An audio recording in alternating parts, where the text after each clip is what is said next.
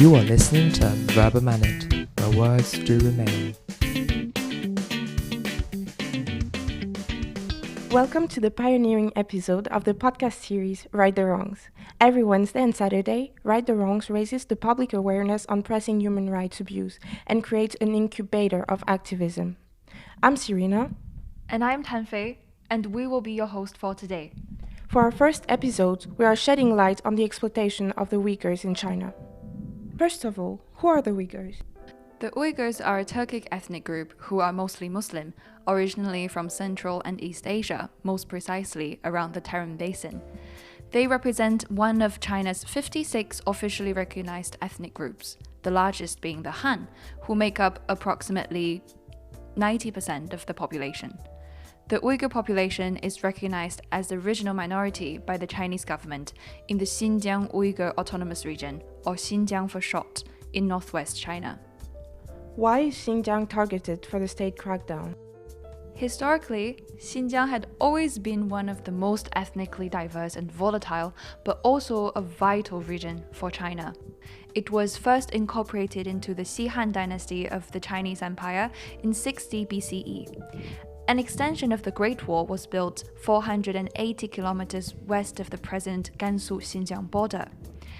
The Han capital Chang'an came into indirect contact with the Roman Empire through the trade of precious metals, glassware, and textile through the Silk Road, a trade route that passed through a series of oasis settlements in Xinjiang. The tug-of-war between Arab influence and Chinese empirical control played out over almost 2,000 years of dynastic changes.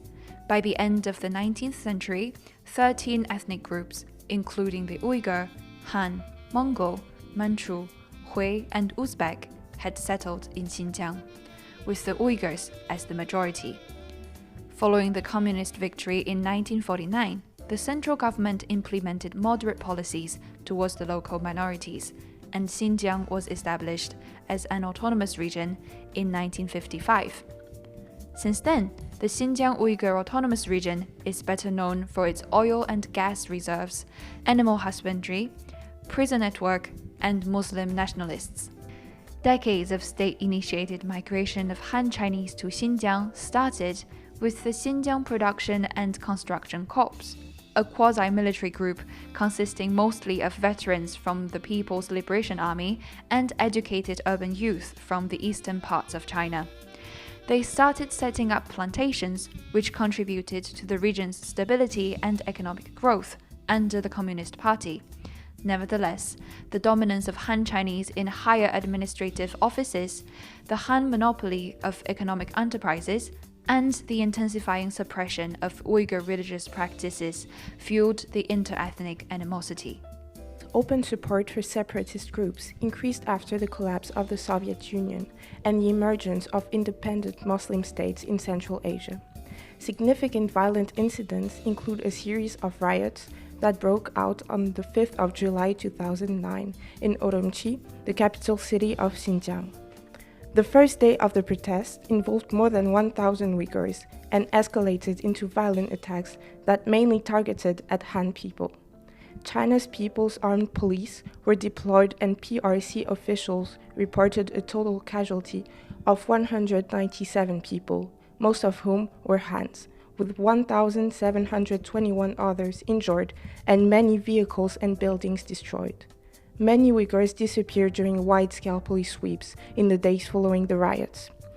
Nevertheless, violence and riots that were attributed to the Uyghur separatists continued in the coming decade. Chinese leaders had since then placed the elimination of the Uyghur separatist threats to China's territorial integrity and sovereignty at the top of their agenda. Speaking at a two-day conference on Xinjiang in September 2020, President Xi Jinping said that China's Xinjiang strategy was correct and must be adhered to in the long term, in order to, and I quote, continue the direction of Sinicizing Islam and to achieve the healthy development of religion. We speak of persecutions and exploitation, but what exactly has happened to them?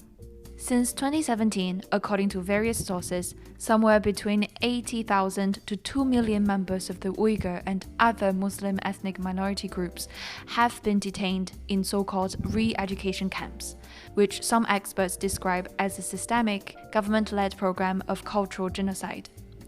These camps are found in the far west region of Xinjiang. Living in crowded dormitories and being subjected to constant surveillance, the minority representatives undergo compulsory Mandarin classes and ideological training with the continuous pressure of leaving their cultural and religious identity behind. Graduates of these establishments are forced to join the workforce within and outside of Xinjiang. Gulbahar Haitiwaji, a Uyghur who had been living in France for 10 years, was imprisoned in one of the camps in November 2016. She gave a testimony of her traumatic experience to the French newspaper Le Monde after her escape. Alongside the inhumane conditions of living, she reveals how the systematic brainwashing under the guise of cultural assimilation was carried out. Phrases like "thanks to our great country," "thanks to our party," "thanks to our dear President Xi Jinping" was repeated all day, and "do not speak Uyghur," "do not pray," "do not go on a hunger strike" was written on the walls. Meanwhile, forced deportation and forced labor is also becoming more prevalent. The phenomenon of the Uyghur workforce reallocation is not new. Even before establishing the re-education camps, the wealthier coastal provinces were engaged in the programs to encourage the movement of workers from the region of Tibet and Xinjiang since the 2000s. Participation in such schemes was rarely voluntary. The living and working conditions were often abusive. The working hours exceeded all the norms, and the Han workers' violent attitude was not uncommon. In 2009, the use of Uyghur workers significantly declined due to the deadly riot in Urumqi. The government has then established a Xinjiang Aid, offering subsidies and support to wealthier provinces if they continue to take in the departed Uyghur laborers on their compulsory job assignments. Consequently, there has been a noticeable increase in the transfer of workers from Xinjiang to other parts of the country. According to the state media, around 21,000 Uyghurs, dubbed as rural surplus laborers, were transferred from Xinjiang. The business of workers' reallocation does not leave the local officials and brokers without profit. According to a 2018 Xinjiang provincial government notice, every transferred laborer gives a monetary reward to the organizers, and the amount varies based on where the Uyghur worker is reallocated to.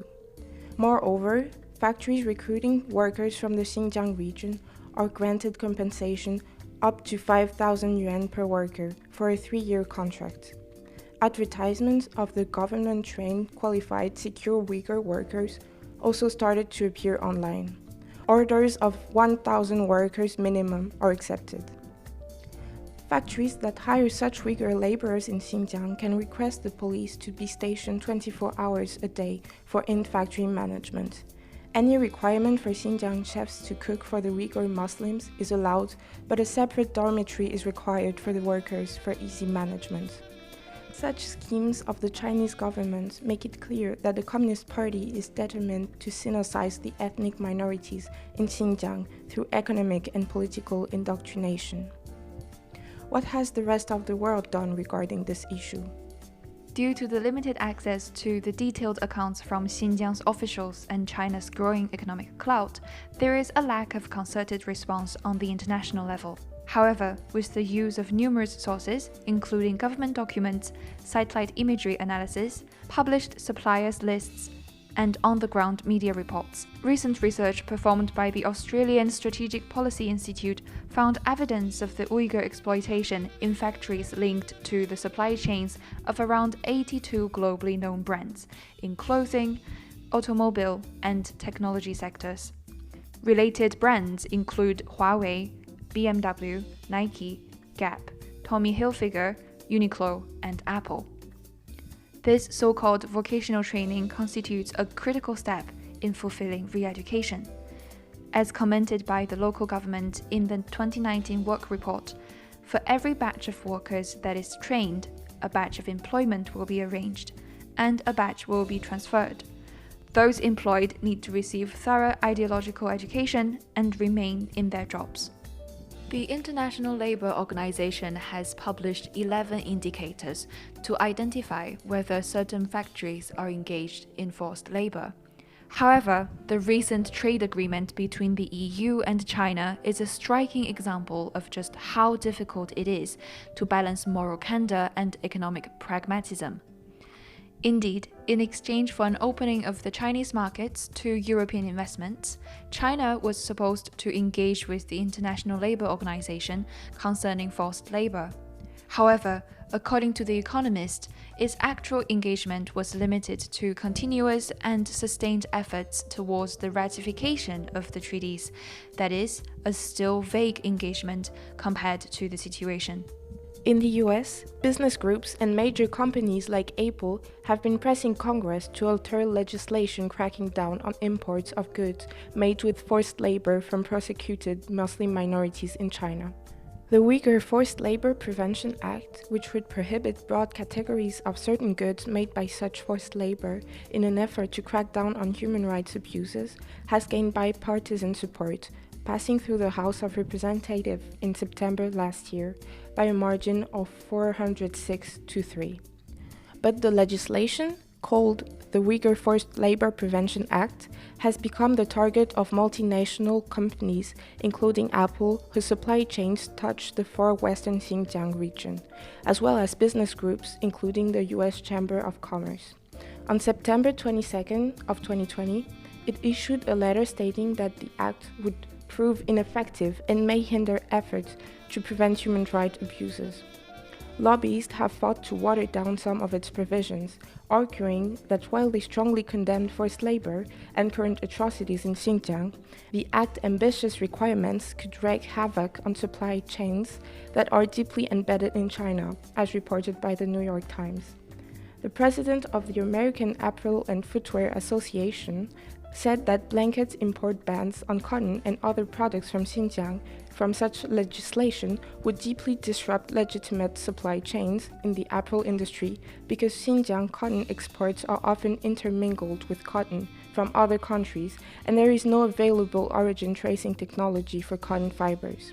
Despite this, on December 2nd of 2020, citing forced labor concerns, the U.S. Customs and Border Protection's Office of Trade issued a withhold release order, directing personnel at all U.S. ports of entry to detain all shipments containing cotton and cotton products originating from the Xinjiang Production and Construction Corps. In a strongly worded press release published on 19th January, a day before Pompeo left office, the US State Department accused China of crime against Muslim Uighurs in Xinjiang, including arbitrary imprisonment of more than 1 million civilians, forced sterilization, torture, forced labor, and other human rights violations, which, according to Pompeo, add up to genocide. Beijing's response arrived swiftly. Blistering rebuttals from the Chinese state-controlled media alleged that research evidence from so-called scholars, such as Adrian Zenz, was fabricated to slander China's policies in Xinjiang and cater to the US and some Western countries' aim of attacking China. The Chinese Foreign Minister's spokesperson, Zhao Lijian, unequivocally denied all allegations of genocide against the Uyghurs at a daily press conference on 28 January, repeating that China has no genocide 3 times. It cannot be stated that all workers have been forcefully transferred or that modernizing the labor force has not brought benefit to the local economy. Nevertheless, the infringement on privacy, freedom of religion, and freedom of employment in respectable working conditions mentioned above cannot be ignored as they go against the Chinese constitution and violate international law. We generally believe that the Chinese government should follow the civic and labor rights written in the constitution. Instead of forcefully altering the identity of ethnic minority groups, the government should provide every citizen with the opportunity to determine fundamental aspects of their private life voluntarily, and to safeguard personal liberty and privacy. It is also wise for the international body to look beyond economic or political expediency and pressurize the Chinese government to ratify the International Labour Organization's Convention on Forced Labour. Brands should carefully examine their supply chains, ensuring no activity which goes against human rights and engages in forced labour is supported. That's the end of today's episode on the Uighurs. This episode is written by Sophia, Plume, and Tanfei, produced by Serena, Shuizhong, and Pitt, and brought to you by Right the Wrongs under Verb Permanent. Please remember to follow us on Facebook and Instagram and join further discussions on a Telegram group, or leave us a comment at the Verb Permanent Podcast at gmail.com. That is the Verb Permanent Podcast at gmail.com. The next episode of Right the Wrongs will talk about abortion. You can find the program wherever you find your podcasts every Wednesday and Saturday, bringing you detailed updates on pressing human rights issues. Till next time, take care.